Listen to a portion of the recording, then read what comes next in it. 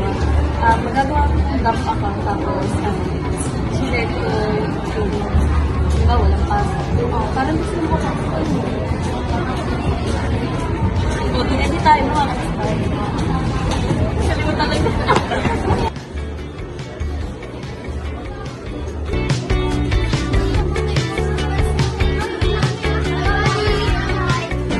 Uy, may pusong balitang Pilipinas. We?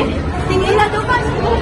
Wala, dito may election natin. Hindi na tayo magre-review. Uy,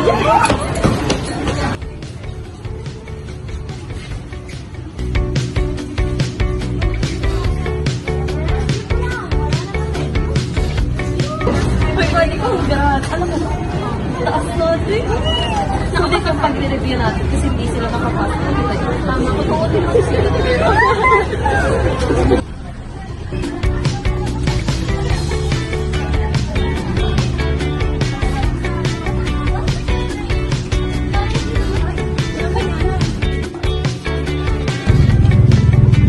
Buddy, yun yung mga klase natin, no? Pumasok. Sabi kasi nito, wala daw pasok. May pinakita pa sa akin. Wala, nakita sa kami kanina. Alam ba naman yun? Yan yung nasa balitang Pilipinas. Mag-exam kami. Mga fake news lang. Sabi na lang natin dati si Sir. Wala, sige. Mauna na kami. Kausapin na lang namin si Sir. Humingi na lang kayo ng patuto. Eh, bali. May dalawang uri ng impormasyon. Ito ay disinformation at misinformation. Ang misinformation ay isang maling balita na hindi mo sinasadyang maibagi sa ibang tao. Disinformation, pagpapakalat ng maling balita. Unang S, source. Tingnan ang pinagmulan ng impormasyon. Kung ang impormasyon ay mula sa mapagkakatiwalaang source, ito ay maaasahan na totoo.